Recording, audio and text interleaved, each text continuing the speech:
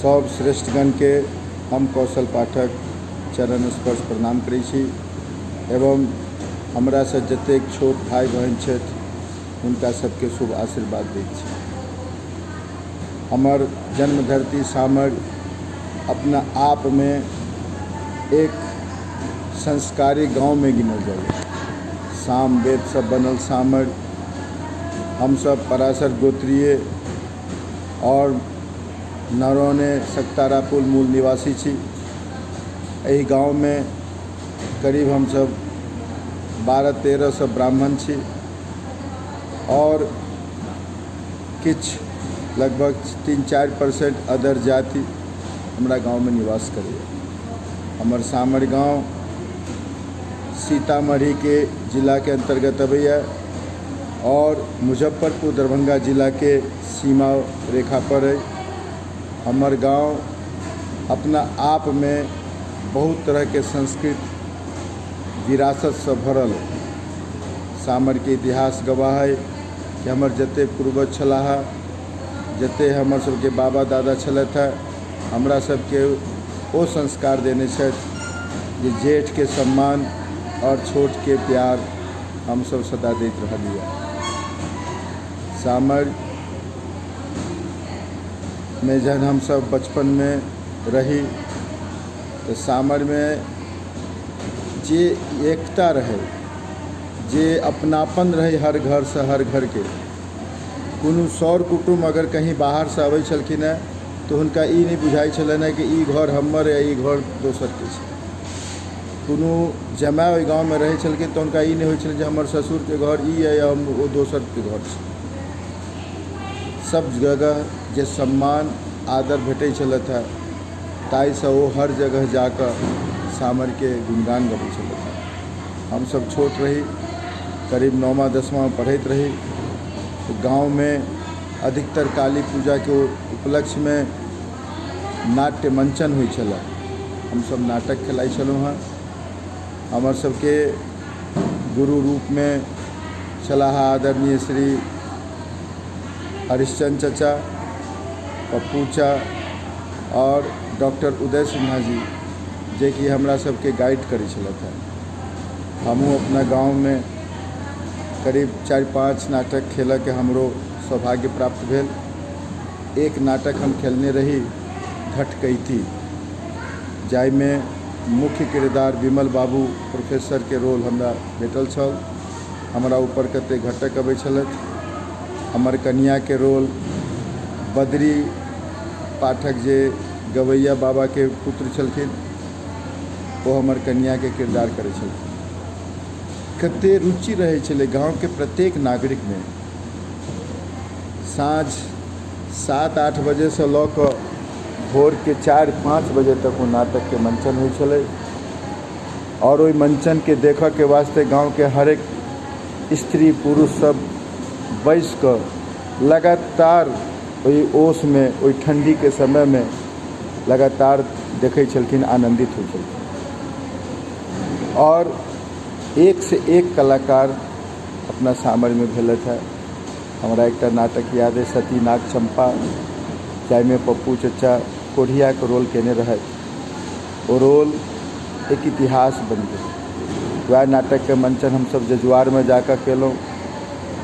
कम से कम 10,000 जनता के बीच में वो नाटक के मंचन कयल गेल रहल और समस्त जजुआरवासी हर रात ओहि नाटक के आनंद लेलक। धीरे धीरे हमर सबके संस्कृति बदलि रहल है। लोग अपन कला अपन संस्कृति के भूल बाहरी संस्कृति के अपना रहल है। बाहरी देखावटी बनावटी संस्कृति की ओर जा रहल है। आप सुनैत छी गाँव में जे काली पूजा होइए, बहुत दिन हमरो देखला भऽ गेल गाँव के काली पूजा, लेकिन जे सुनऽ आबि रहल है कि गाँव के काली पूजा में बाहर से ऑर्केस्ट्रा बजायल जाइए, तरह तरह के गलत नृत्य होइए जे कि हमरा सबके संस्कृति के ऊपर वो दाग है।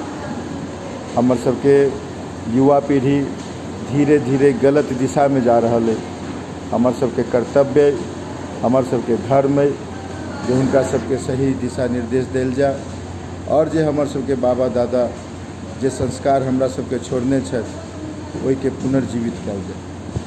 बहुत आनंद होइए जे गाँव में कुछ युवा एहन छथि जे अपन पुराना संस्कृति के फेर से उजागर करय चाहै छथि।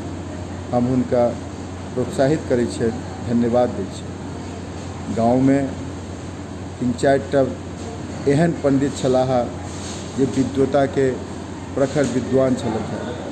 हमरा याद अबै स्वर्गीय यदुवंश बाबा के, हमरा याद अबैया हनुमान बाबा के, जे बहुत बड़ा विद्वान तो नहीं छलथि लेकिन हुनकर जे संस्कार छलनि भगवान राम और भगवान हनुमान जी के प्रति जो हुनकर डेली श्रद्धा रहन, जे भोर साँझ चाहे बरसात हो चाहे ठंड हो चाहे धूप हो, महावीर जी स्थान बिना गेने वो नहीं रहे छलथि। हमारा गांव में तहिना एक समाज सेवी शारदा चचा छलथि जिनका वही गांव भुला नहीं सकैया।